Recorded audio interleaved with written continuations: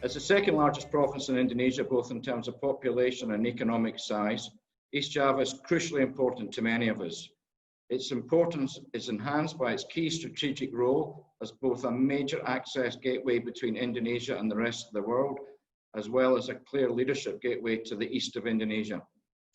East Java, particularly Surabaya, have also been earmarked as key supply chain base for the development of the new capital.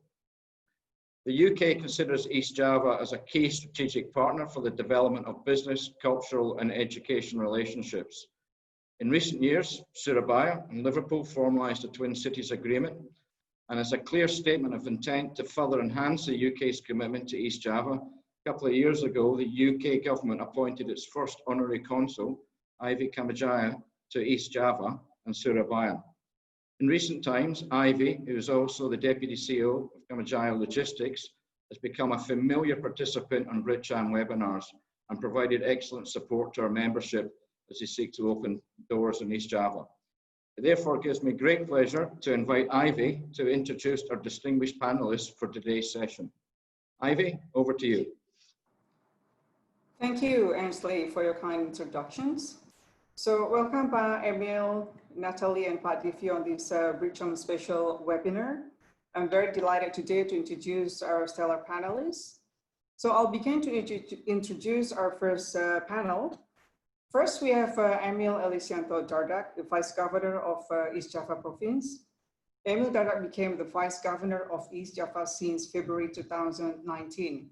He officially served as a Vice Governor with the Kofifa Hinda Parawansa as the Governor of East Java after winning election by attaining 53% of the total voters. Prior to that, he was the Regent of Trenggalek for 3 years, since 2016 to 2019, with the numerous achievements under his leadership. Emil studied at the Singapore Raffles institutions and later for his undergraduate degree at the University of Wales, UK, and he eventually completed his formal education at the University of Oxford. After graduating with a doctorate program from BritCham Asia Pacific University when he was only 22 years old. Emil also participated in 2018 class of the Bloomberg Harvard City Leadership Institute, being the only Indonesian between the 40 mayors involved. So his insight is very valued. So we are very lucky to have Pa Emil here today. So thank you for joining us today, Pa Emil. And next we have Natalie Black.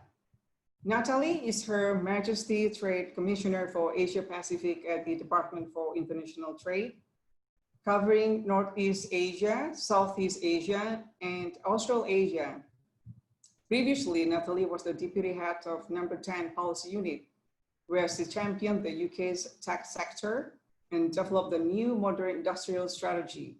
In addition to this role, she held the post of Director of the Internet Harms Unit, where she coordinated effort to tackle the challenges of the Internet, including terrorist use and online safety.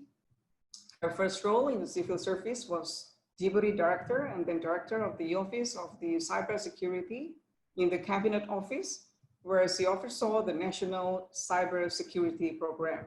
So really good to have you with us here, Natalie. And of course, we have Difi Ahmad Johansyah, known as Chief Divi. He is the head of Bank Indonesia in Java Representative Office since 2017. On his academic background, in addition to carrying out his study at ITB and Industrial Engineering, he continued with his graduate studies and received an MBA at the University of Pennsylvania. He dedicated his career in the central bank for almost 30 years with various sectors, areas including monetary sector, banking supervisions, currency circulation, and the central bank communications. The path began when he was assigned as a credit analyst and then followed by his appointment as a staff of Bank Indonesia Governor by Sudrajat Jiwandono. And one of his profound achievements is the awareness of building of the Indonesia public at large on how to recognize the authenticity of rupiah, widely known as 3D, dilihat, diraba, diterawang. So we have an excellent speakers today around the table, and we got all of you, our participants, and we would like you all to participate. To begin, if I can hand over to our Deputy Governor, Emil Dardak, who is going to open these sessions and give us an update on the East Java latest development for us this evening. So over to you, Pak Emil. Thank you, Ibu Ivy. Assalamualaikum warahmatullahi wabarakatuh.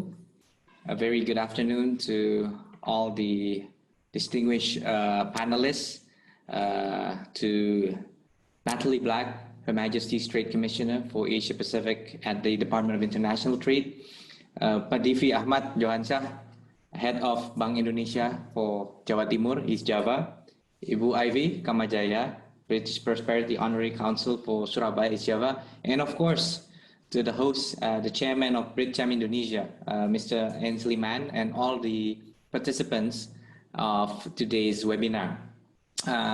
Indeed, I would like to thank BritCham for the opportunity to be able to share what East Java is currently doing. I think despite the current pandemic, we all believe that life has to continue. And we can't wait until then to decide what we are going to do. This is a time for all of us to still be in touch, form synergy, and start doing things that we can do today without waiting for tomorrow. Because at the end of the day, if everybody is bearish about the future, then it will be a collective downturn for everyone. So we all want to move in the assumption that situations will be better. Of course, doing so with the best level of risk management possible.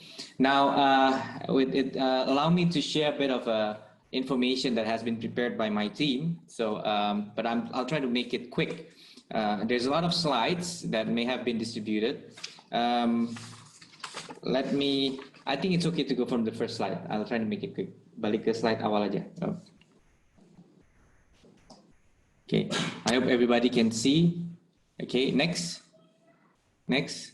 So again, I would like to reiterate the fact that we have nearly 40 million people.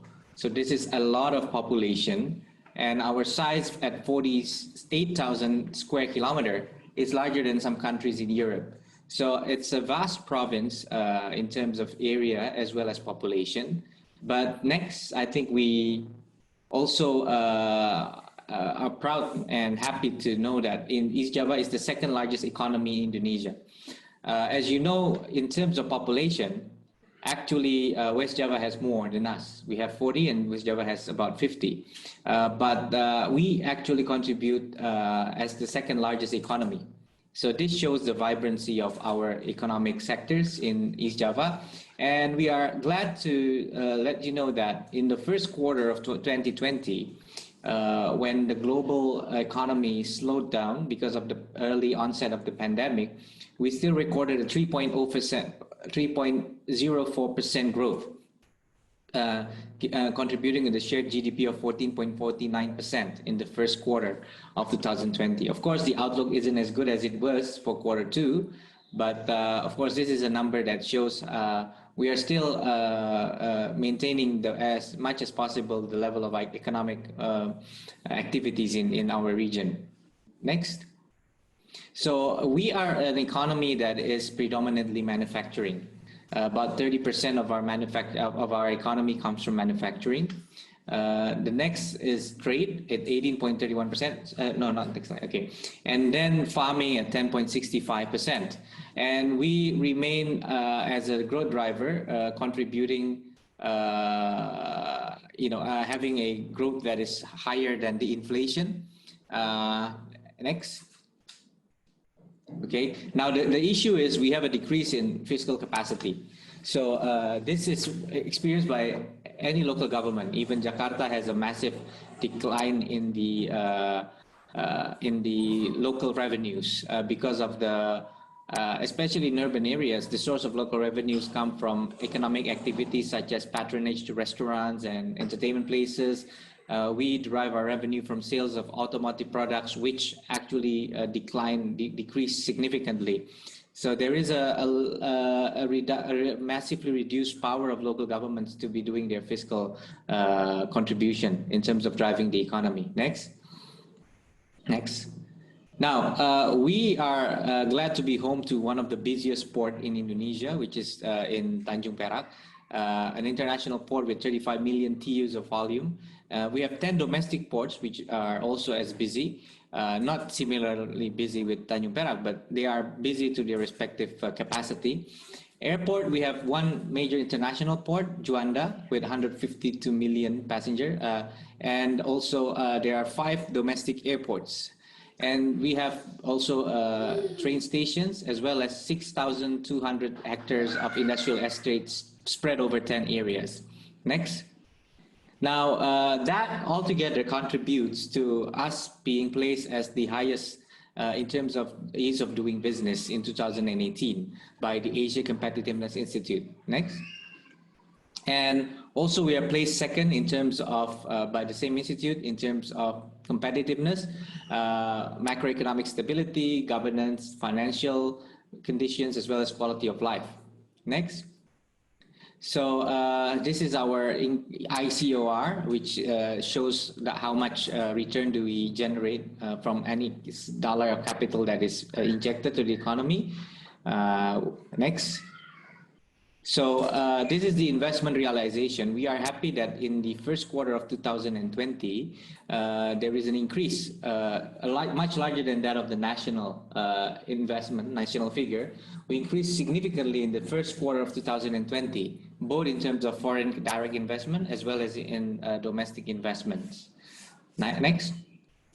Now, in terms of sectors, we are seeing a growth in chemical and pharmaceuticals, which we believe is the future of industries in East Java. We believe that the abundant infrastructure, the complementary economic sectors that are present in East Java, the urban settlements and advancements, and the human capital all together contribute to developing chemical and pharmaceutical industry in East Java.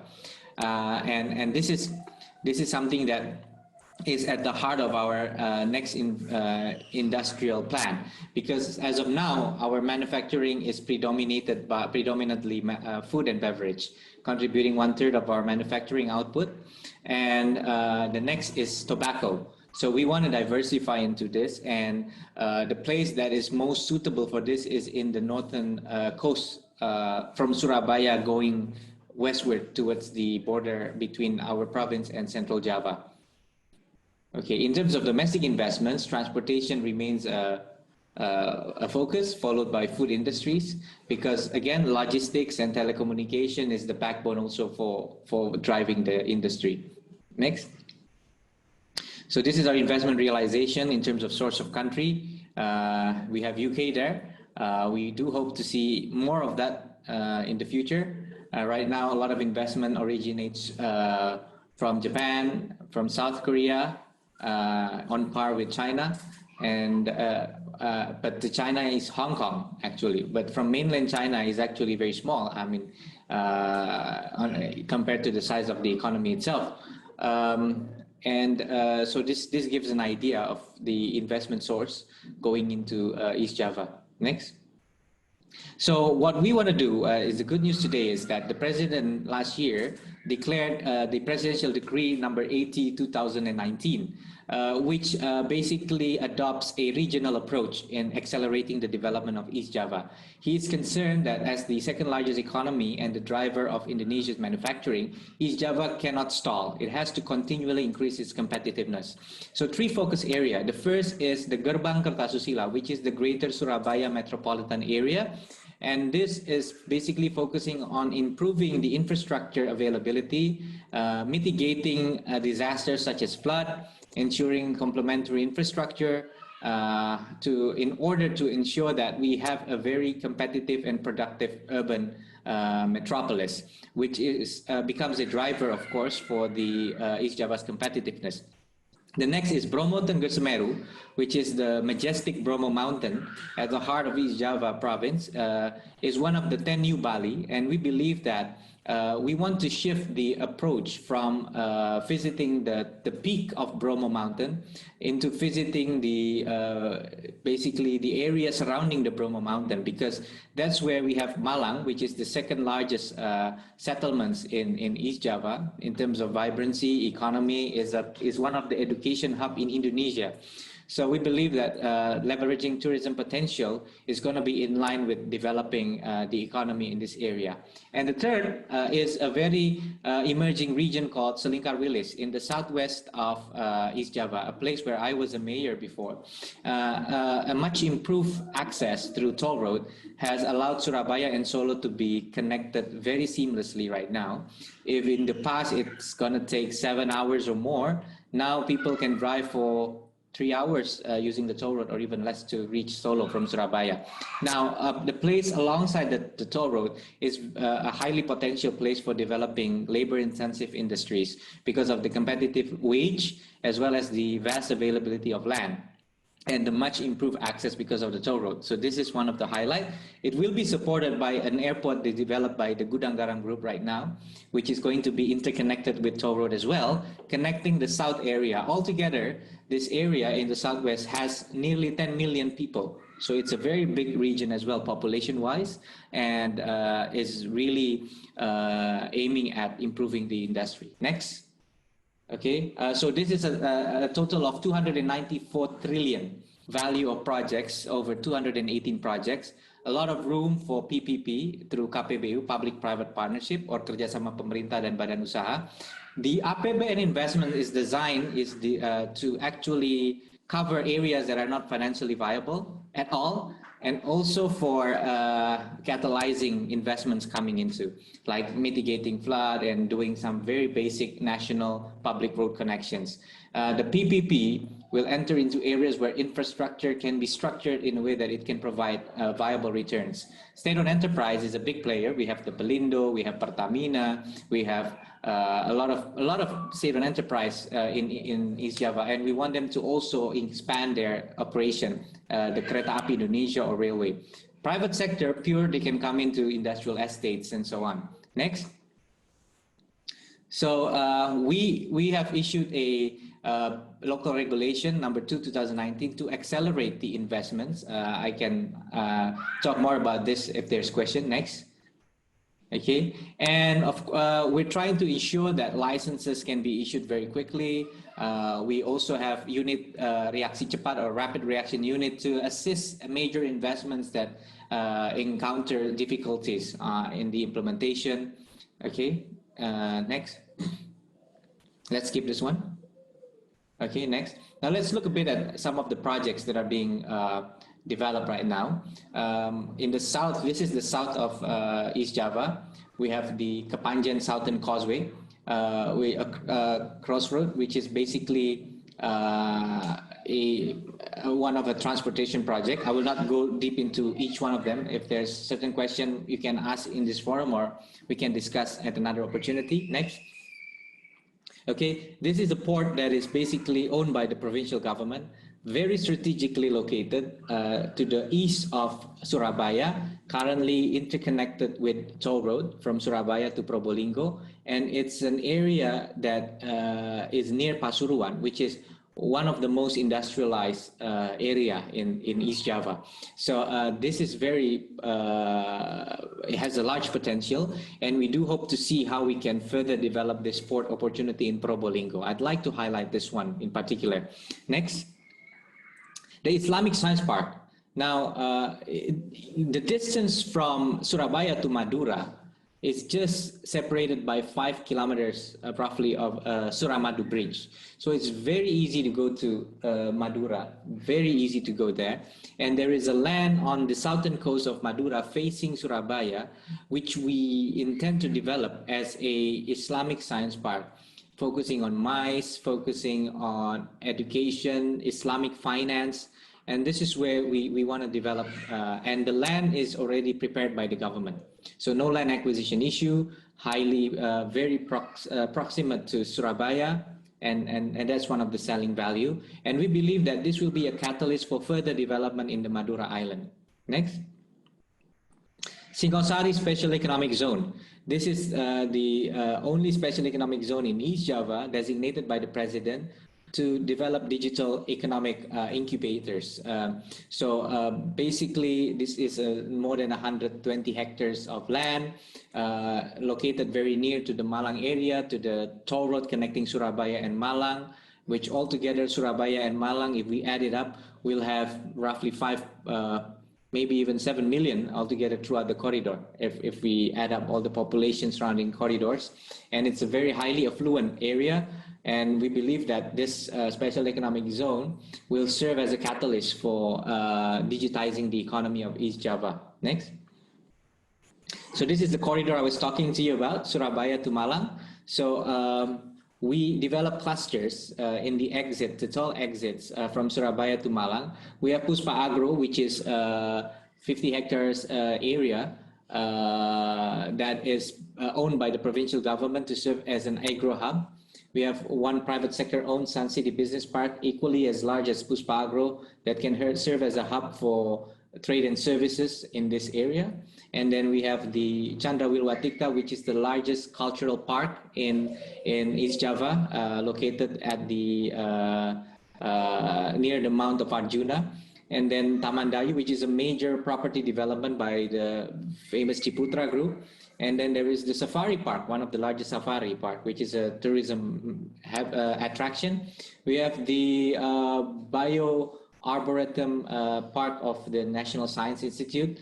And then we have the Singosari Special Economic Zone and one of the most vibrant tourism city called Kota Wisata Batu. Next.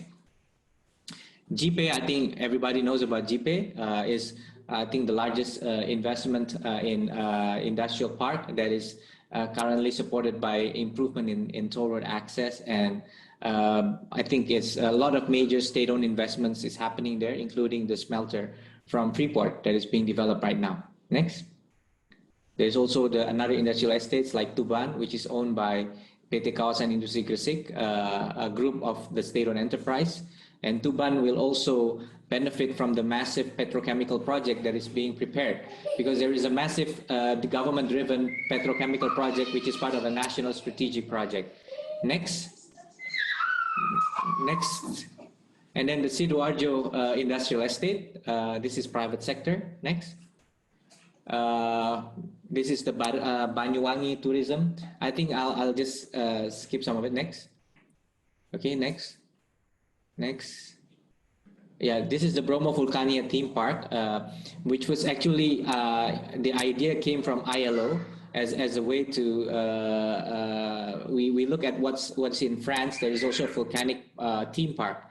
And this is what we want to do as part of promoting tourism in the Bromo area. Next. Okay, this is next. Let's see if there's a lot of potential agro downstream industries as well in East Java. Next. Next. Okay, I think that's just a quick snapshot. Of course, the time is not enough to go through all the plans, but on a separate occasion, I think our investment office will be more than happy to talk to each of the BritCham members who have a specific interest, already have specific interests in line with their areas of competence as well. With that, I conclude my initial presentation. Thank you.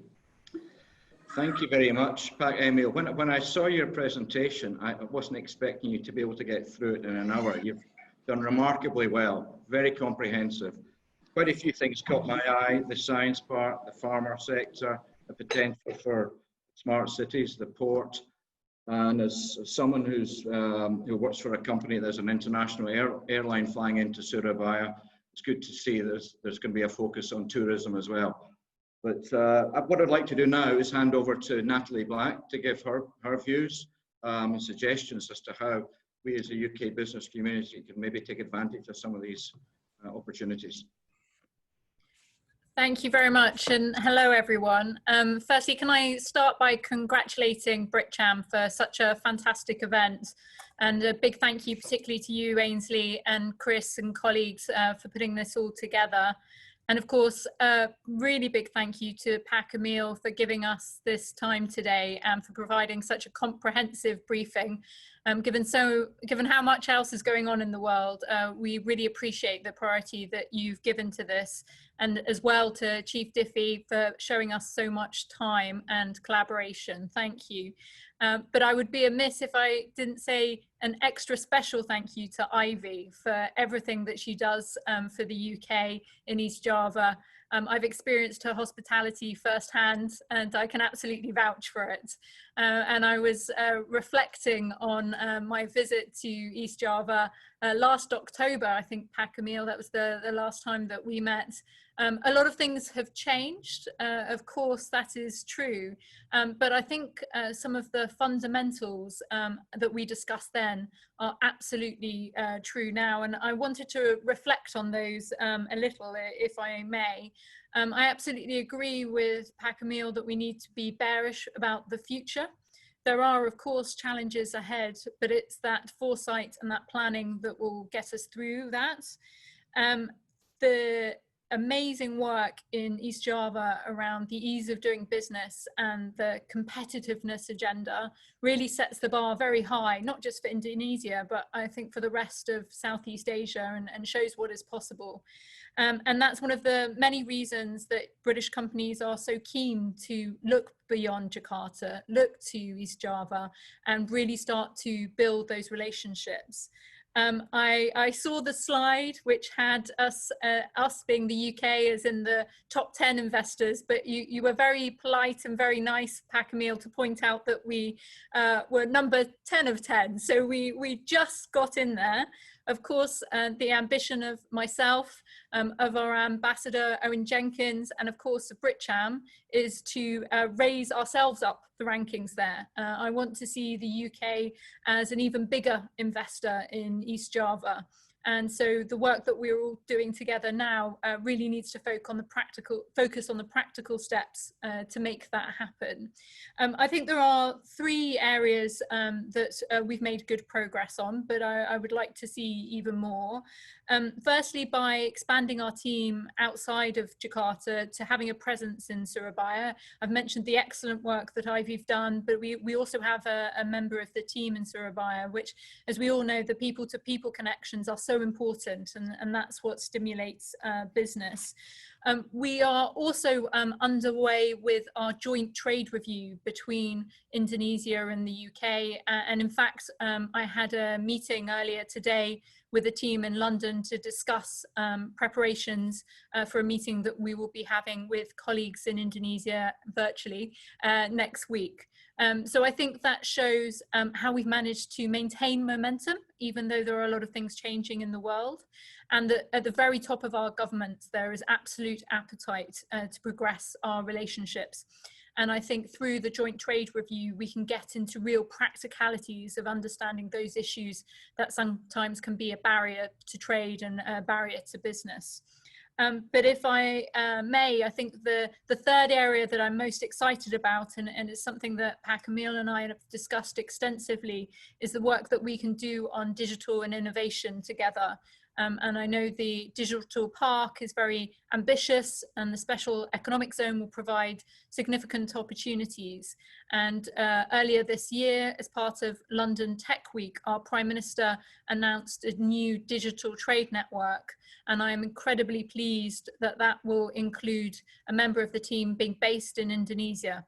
And their job will be to work with the SME communities, to work with the big tech companies that want to have a presence in Indonesia, but equally Indonesian companies that want to have a presence in the UK.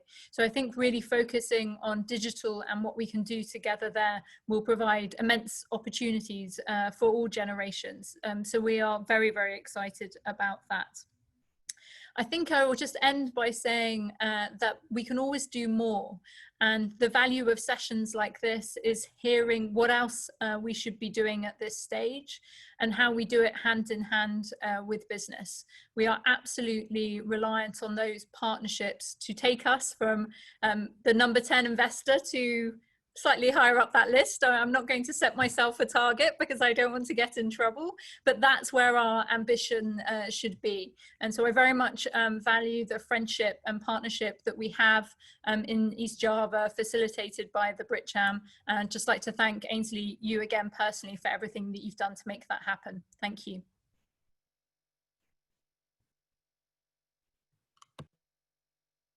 Resources into Indonesia, and I realise it can't be easy to persuade the government to allocate more resources, but I think it's fantastic that you're putting someone in to focus on the digital sector. Great. Pak Difi, I would like to invite you to make a few comments. I think it's always good at this time for Bank Indonesia just to give an update on some of the measures that the government and Bank Indonesia are taking to stabilise the economy. Perhaps you could make reference to Pat Emil's comment about the reduced fiscal power of local governments and what you might be doing to assist there. And also, I think quite a lot of businesses don't necessarily understand the role that Bank Indonesia plays in trying to support business development. We obviously have a good working relationship with you and your team across the country, but not everyone's familiar with that role. So I'd like to ask you to make a few comments. Thank you. Thank you, Ainsley. His Excellency Pak Emil, Her Excellency Natalie Black, Pak Ainsley, Pak Chris Ren, Mbak Ivi, and all of the participants here. Thank you very much for allowing me to be here. I would like to focus on the first one, how we respond to the current turbulence. Let me tell you that I'm representing the central bank in Indonesia, and we are the lender of last resort, as you know, the basic function of central bank. And I have been as a central banker for more than 30 years. So I have witnessed all the crises in financial crisis 98, 2005, 2008, and lately this turbulence. And I could say that we have learned a lot from the past. So our approach of this slowdown, major contraction in the economy is maybe totally different from what we have taken in the past. Like for right now, our focus is first in the financial sector. We try to provide liquidity support to all the banks, all the business sectors, all the publics, because we believe that liquidity is very important for us to make our consumption still works today, and we are doing that by lowering the interest rate, relaxation of what we call it some banking regulations. Practically, we just want that liquidity is there in the economy. And the second thing is that we work closely with the government now. As you know, that we know that we have to work together with the government that has a constraint in terms of fiscal capacity, and because at this point we believe that the only major source of growth come from government and also come from the consumption side. So at this point, we are doing to maintain that the government and the consumption still have the capacity to sustain the economy. And this is and we are doing that by issuing so many regulations, also some bonds, and actually to manage this. Why we are doing that? Because at the early of this year, in terms of East Java, we were very optimistic we predicted that the East Java could grow in the range between 5.8 to 6% for this year. It is at the early of January. But yeah, we all know that because there is the COVID-19, so now the economy is contracting so much, and now we predicted that maybe East Java will be around 1 to 2% growth, hopefully still positive this year. But we still believe for East Java, we will have like a V-shaped recovery for East Java. Why? Because we believe that for the fundamentals of East Java is still intact. First, the our corporate sector is still stable. Also, the consumption is still stable. I mentioned about the consumption that we work together with the government, that we do the through the payment system, non-cash mechanism, we try to provide support for the allocation of the we call it the bantuan non-tunai. So there is still a consumption going on in the public. So in terms of recovery, we still believe that corporate sector in East Java is still stable, and also the consumption, and also some we call it the initiative from the public. And I would like to mention that Java has a very important role in eastern of Java. We are the hub of Eastern Java. So in the future, actually, we are trying to move East Java to more provide added value products to other provinces. Not only provinces, maybe also in the region of Southeast Asia. And I would like to also that besides the BritCham, we are also now arranging the close relationship with discussion to maximize the opportunity to have business opportunities with Australia, because we have the new scheme with Australia. So there are a lot of things. And Pak Emil mentioned about East Java is the second largest economy of Indonesia compared to DKI Jakarta. And why? Because DKI Jakarta is the capital. And I would like to say that in terms of regional GDP, Jakarta recorded more because many headquarters are in Jakarta, especially for the services. So Jakarta is beneficial from the services sector. If there is the new capital in Kalimantan, and we hope that we can attract more capitals to go to Surabaya, and it's a greater area, we believe that it's easy for East Java to record the highest growth and the highest contribution of the economy of Indonesia. And the infrastructure is still here. As you mentioned, that now we can do like a 3-hour trip from Surabaya to Solo and Jogja. So interconnectivity will be the strong support for East Java that already has so many potentials, especially in the agriculture, manufacturing, also as the hub for other provinces as well. So I would like to conclude my presentation here, so we can discuss later on in second session. Thank you very much. Thank you very much, Pak Difi. I think it's fair to say that the Ministry of Finance and Bank Indonesia's response to the COVID crisis has been universally accepted across the world, has been very good. And Indonesia has done very well in the bond markets even recently. So you have to be commended for that. What I'd like to do now is start to open it up to questions. As a businessman, I would like to ask Pat Emil the first question. They're going straight to the point about incentives. You mentioned incentives.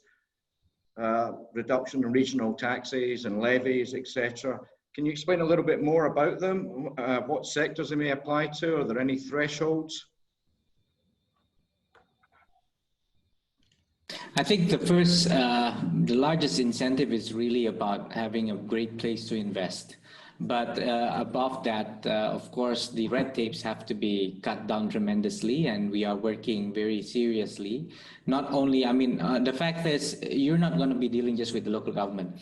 Licenses come from various different levels of governments, including the municipalities, even dealing with other vertical line agencies that have presence in East Java.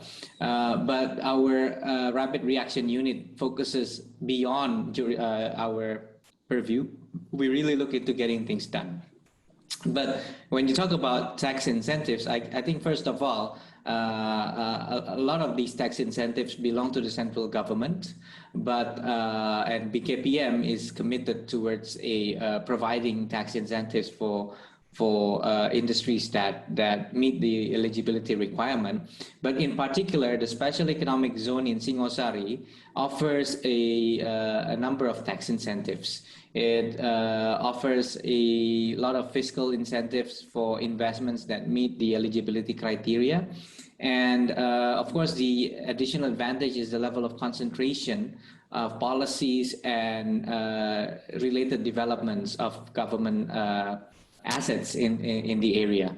So that's one thing that I can quickly respond when being asked about the incentives. Thank you very much. I think it's good to know that you formed a unit to help companies expedite permits, because it is quite a complicated process here, having to deal with many different tiers of government and departments. So that's great. Natalie, something that caught my eye, and maybe Pat Emil can comment as well. There was a reference to a science park. The UK is very, very strong in life sciences, strong in pharmaceuticals, but typically to support a science park, it needs to be located in close proximity to first-class university research facilities with a strong pedigree in such sectors. Is there a possibility that the UK and East Java could work together to strategically develop the relevant academic and research foundations required to support the ambitions of a science park? Precisely. I think in Indonesia, we have to admit that a lot of the major universities happen to be public state universities. Although I can mention a number of great private universities as well, but it's pretty much skewed towards the public universities. Now, in Indonesia, two renowned universities called Erlangga University, which is basically, I think, a very close competitor to University of Indonesia when it comes to medical science, as well as non-engineering programs. But we also have ITS, which is also I can say very active in terms of contributing to the engineering discipline. Now, these two major institutes and universities in Indonesia is only, I think, less than an hour drive away from where the Islamic Science Park is going to be located, because they're located in the northeast of Surabaya, and this bridge is in the north of Surabaya. You take a 5-kilometer cross, and right there, you're going to be in the Islamic Science Park. So, yeah, it's very near.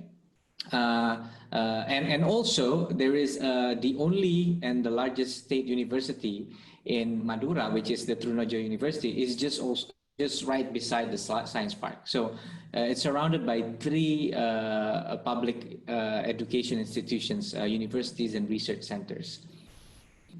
Thank you. Natalie, would you like to make any comment? Yes, of course. I'm really glad you asked the question, Ainsley, because in the context of the COVID-19 pandemic, as I mentioned, lots of sectors are of course really suffering. But one of the few that is doing well in the current climate, and we're seeing more and more demand for, is of course life sciences, which, as you say, has to be underpinned by deep research and technology and strong academic partnerships. So I think Emil set out a really strong vision for how that can be achieved in East Java. And one of the issues that I hope the Joint Trade Review will look at is how we can make it easier for educational partnerships to happen between the UK and Indonesia. It can be challenging to set up new educational institutions for a whole range of reasons that I won't go into here. But if we want to deepen that science and life sciences relationship, we have to recognize that having the right academic partnerships in place are absolutely one of the core foundations. Allow me to add a bit to the moderator, my apologies, just a quick one. First of all, I think the COVID-19 has also accelerated the level of digital adoption in East Java tremendously. And this unlocks a massive digital market potential and also collaboration potential, because I think now we are no longer going to be confined by geographic distance in terms of advancing partnership. So I'd like just to add that. And also the Islamic Science Park is not exclusively just about science. Actually, it's called Islamic Science Park because the focus is on edutainment, as well as the fact that Madura is has a very religious society. So a lot of initiatives to promote commercial developments there have been hampered by the lack of reception from the locals. But the Islamic clerics or leaders are very highly respected. And we believe that this is going to be a good way to modernize the society in a way that is in line with the core values of the society. Like to add that. Thank you. Thank you. There's been quite a lot of reference to technology. You've got East Java's got some quite big ambitions in terms of infrastructure, stuff like the science parks. The UK has got a very high capability in smart cities technology, and increasingly at BritCham, we are seeing companies in that space interested in Indonesia. The tech can cover anything from design, digital twinning, AI for energy optimization, transportation planning, waste management planning, recycling, etc., etc. Are there opportunities for the UK to maybe get the companies to get together and offer a consolidated service to East Java for any of these projects? Yeah, I think in terms of the pipeline of projects that East Java is looking at, including ones that are in the presidential Regulation 80/2019, of course, we believe that the UK has I think we look into the UK in terms of its expertise in structuring projects, infrastructure projects, investment projects, even in digital space and technology. We basically believe that the UK has the expertise, and we certainly would like to see how we can beef up the robustness of the structuring of these projects with the potential collaboration with UK institutions, definitely. Okay, Natalie, would you like to add anything? You're seeing anything in the region in that respect? I mean, I think what's very heartening is that I'm getting more and more questions about how UK tech companies can access the market in Indonesia. There is a real interest and a lot of enthusiasm, but sometimes, particularly if you're a startup or a scale-up where your life is incredibly busy, you're probably quite lean, and so navigating new markets can be quite tough because you haven't necessarily got the time to do it. So I would love to see some work between the embassy in Jakarta and Pak Emil's team to facilitate more showcase opportunities. So if we can really understand what would add value and increase productivity and efficiency, and then make sure that we are scouting the very best technologies to ensure that they come to East Java first. That's always the position that you want to be in, that you are a first adopter for new technologies. So that means you have to facilitate that path a little bit, because it can be harder. But I think there's a great role for BritCham in that. And of course, Surabaya's role as the supply city for the new capital city, again, provides immense opportunities.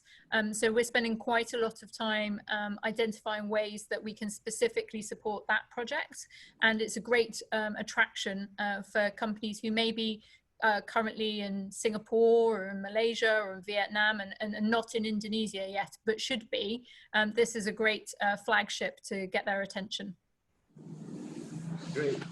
There have been a few questions on renewable energy, the green economy. But Emil, in terms of East Java's aspirations for renewable energy and building back better, as someone has put it, or the green economy post the pandemic, do you have any plans, any aspirations in that respect?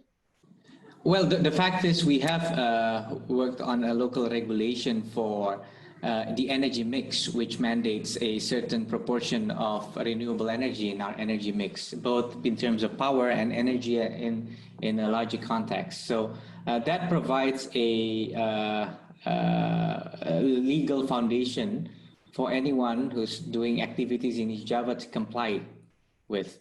That's what we have done, and I think we hope that this will be working in synergy with the central government policies, because we know that when it comes to power, we definitely need also the cooperation from PLN to have a commitment in purchasing the power at a price that is reflective of the level of investments that are being put into these renewable energies, which today may not be on par with conventional fossil fuel-based power plants. But we hope that, of course, there is a continuous commitment from the central government institutions as well. And we will work very hard to ensure that our local ordinance is being followed in terms of energy mix.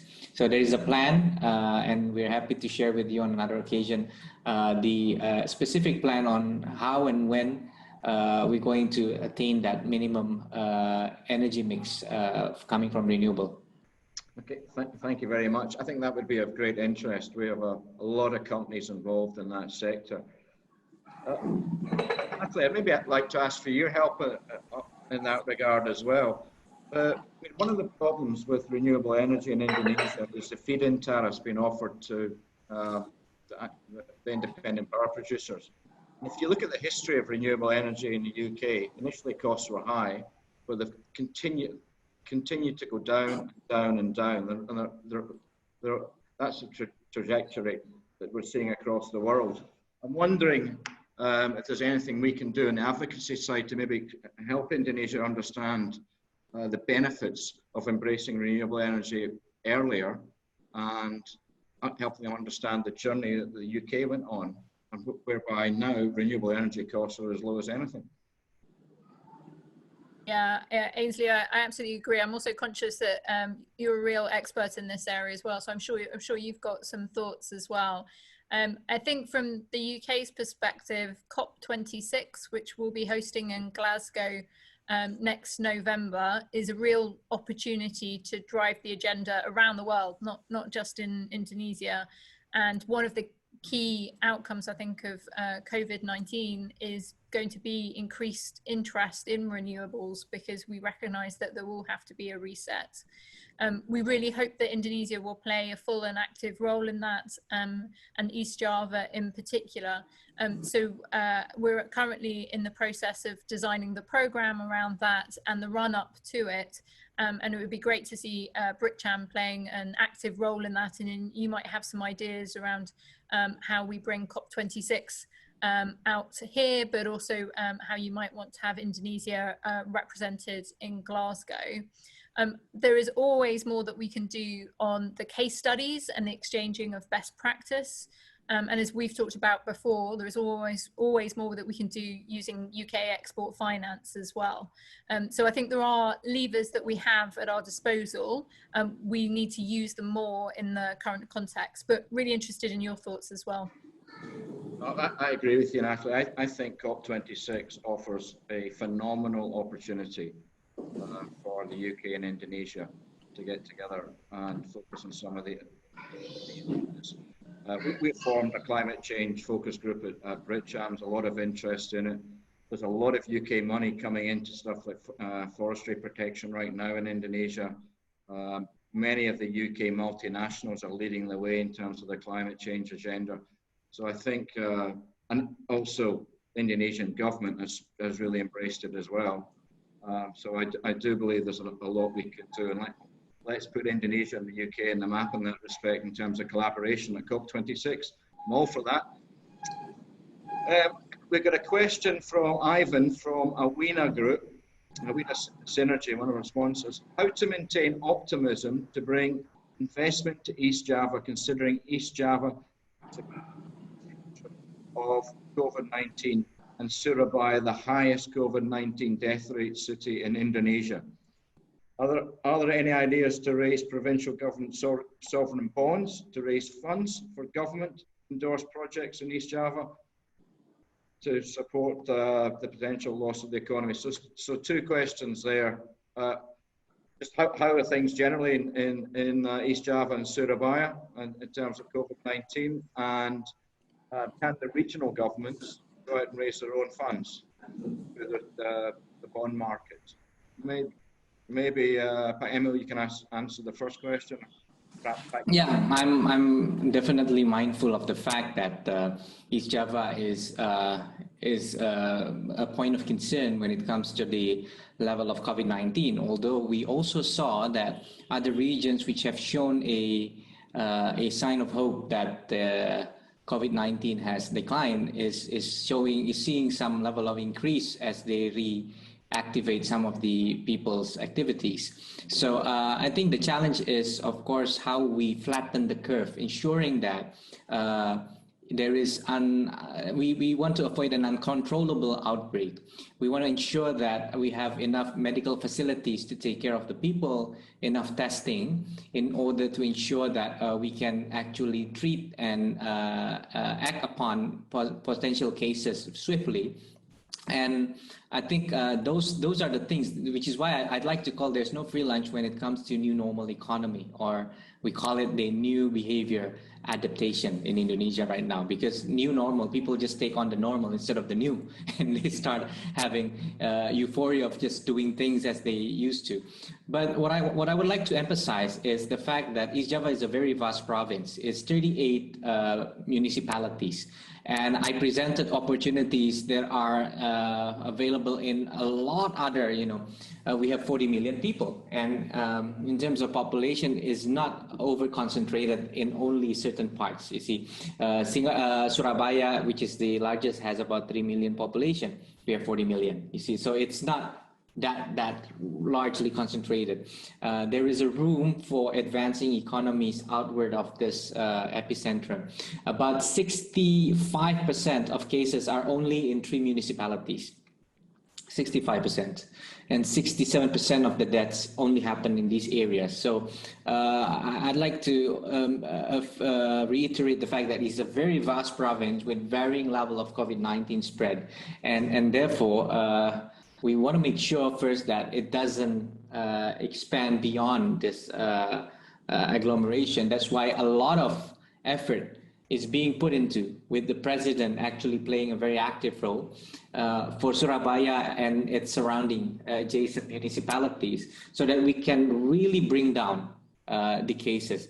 Now we've nearly doubled the capacity of our PCR testing, and we saw that the increase in case doesn't really match the increase in the testing, which actually it can be a good sign, but I don't want to be over optimistic. I'd like to always stay on the alert zone. You see, we'd like to always show that even with the most intense fear or awareness of COVID-19, the economy is still going to move. The economy is still going to operate. We have protocols in place. People can still be productive even in the presence of COVID-19. And we want to show you that the baseline of that new economy, new normal economy, is going to be sufficient enough to attract investments to continue. in East Java. I just spoke to one of the largest. I just spoke to Colliers just now, which is expanding their chocolate and cocoa factory in Gresik and expanding their corn wet milling in Pasuruan, which I think shows that there is still they're bullish. I think being in an area where there is a big market, we have 1/3 of our people working in agriculture, generating about 11% of the economy, but we do have self-sufficiency in terms of paddy, rice, in terms of major cattle, as well as poultry and many others, including we are the largest place for manufacturing of sugars from sugar canes, as well as salt. So there is a massive staple food productivity that is going to keep our economy alive and not subject to, there's a very volatile sentiments on tertiary economic sectors. So that should act as a kind of a foundation that would give us strong assurance. But I think also the question is whether we are looking into raising bonds. Just for this forum, I'd like to say that we are happy to have been informed that our local revenue earning turns out better than what we expected. So we projected a more a significant cut, but it turns out that the economy is moving, and that's where I think the presentation from Pak Difi, I think he should also add on to my point after I speak here, that the economy is showing a bit of a good sign, a bit better than what we originally look at. But I'm not writing off any chances of sovereign bond. We are talking closely with the Minister of Finance. It may not be a bond, it may be a normal government loan with concessionary terms provided by the Ministry of Finance to catalyze some key major investments in East Java. That's something we are looking at as well. Difi, would you like to add anything? Yes, thank you. I agree that there are so many questions about the provincial government bonds, and actually there are some provinces that are waiting to get the permission to issue their own they call it municipal bonds. But to be honest, it's still a long time to go because we need to work more on some details about this, and we have to also consider about the human resources, also this municipal bonds. So let me clear that if we talk about the government, local government bonds, actually this is not based on the government revenues, but what we are thinking now is project-based bonds actually. So the recovery repayment came from the project revenues. So we need to be put some governance in terms of who will manage this kind of project first. So this is one of the difficulty. And as Pak Emil mentioned, there are other ways that the local government can finance, not only from issuing the sovereign local bonds, but also from loan from the central government.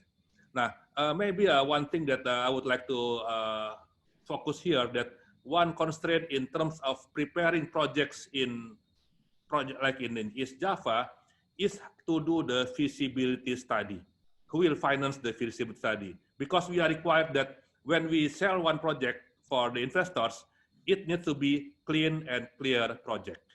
So this is one issue that we are now working on. Thank you. Okay, thank you, Pak Difi. I'm conscious of the time, and we only asked Pak Emil and Natalie for an hour of their time. I'm looking at quite a few of the other questions. Many of them relate to the sectors that that East Java would like to promote and have companies focus on. I think, to be honest, Pak Emil has dealt with that very well during his presentation and subsequent comments.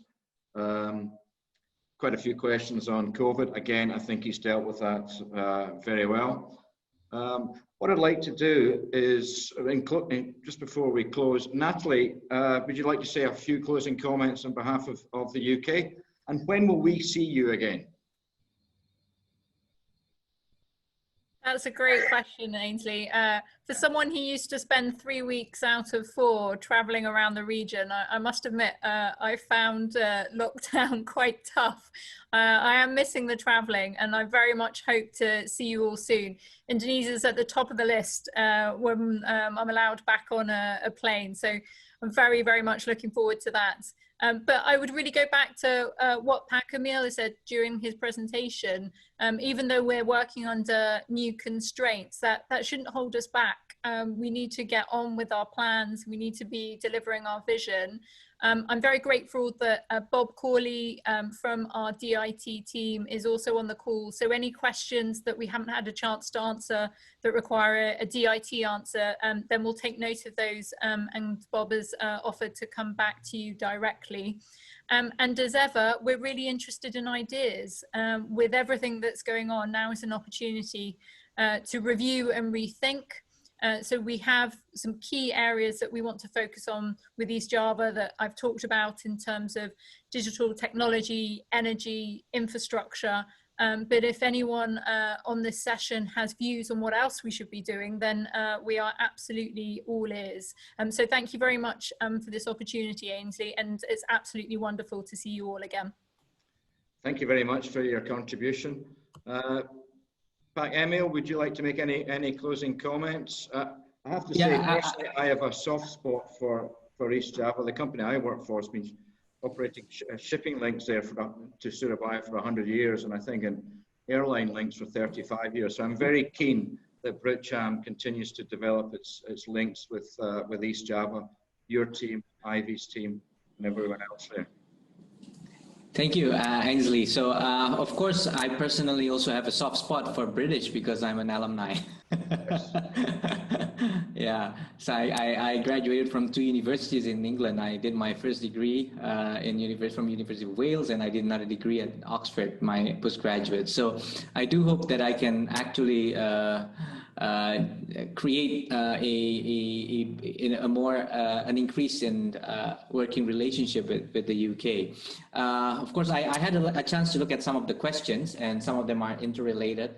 I hope that in this forum, I can clarify. I've already clarified the fact that the COVID-19 is increasing, and we, with all the humility, we do believe things could have been better, but we would like to appreciate everybody out there who's working for us, all the medical team, all the staffs who's putting all their effort out there to really try to make this situation better. We have a much improved testing capacity, much increased number of available facilities for treating COVID-19 patients, and everybody's out there on the streets trying to promote a more awareness on adapting to the protocols. We're fine-tuning some of our approach. Sometimes we open a bit of the access, but we do road closures if we believe that can drastically reduce the level of people activities. We impose some curfews at night to ensure that some activities that are prone to attracting crowds would be addressed. And this, while nearly 70% of the cases are only in the Surabaya area and surrounding, but all the other areas are also still at a high alert mode. So, and we are issuing a local decree, hopefully by the 27th of July. It will be a very accelerated process in history of our lawmaking, and that will allow for a more punitive punishments for those who actually do not conform to the protocols, because it's very important that once you have a more effective punishment, then people will take things seriously. That's what we hope. So everything, we're trying all means, and we're never tired to try new things and be very mindful about where we could have been better and how things can be done. But as Pak Difi has explained, the vigilance in terms of the economic players in East Java to continue moving, continue being productive, we can certainly see it. And that's where I think we have the highest value. And of course, also the level of commitment from BritCham for attending this webinar. Of course, Her Majesty Trade Commissioner, Excellency Natalie Black, and Ibu Ivy and all the team. I mean, it's encouraging to know that we're still in touch. I've spoken to the ambassador as well, and we're certainly still in the mood of ensuring that we're not going to wait to get things moving. And Pak Difi as well, being a very experienced economist, we get really clear understanding on the macroeconomic situation in East Java. We have the highest number of loan restructuring for small medium enterprises, and they're now starting to reactivate their activities, and the central government is providing an extension of 3 to 6 months of loan restructuring facilities with subsidy for interest rate being covered by the central government. So lots of efforts taking place, vibrant economy, hopefully, and hopefully UK will always be significantly present there. Thank you. Thank you very much. I don't envy any government official at the moment having to deal with COVID-19. I have great sympathy for you. The situation changes very regularly, but it's great to hear what you're doing. For the last word and a vote of thanks, I would like to invite Ivy. Thank you, Ainsley. So thank you to all our excellent speakers that we have today. Thank you, Pa Emil. Thank you, Natalie and Pa Difi, for your time, for sharing such a wonderful insight today. So despite the current pandemic situations, it's really actually good to hear from Pa Emil's visions and ambitions to make East Java great again. So really looking forward to strengthening the UK and East Java relationships. And I do hope, Natalie, it's not too long that we can welcome you again to visit Surabaya. Probably we can go to Bromo this time. And so really looking forward. Thank you again, Ainsley. Thank you.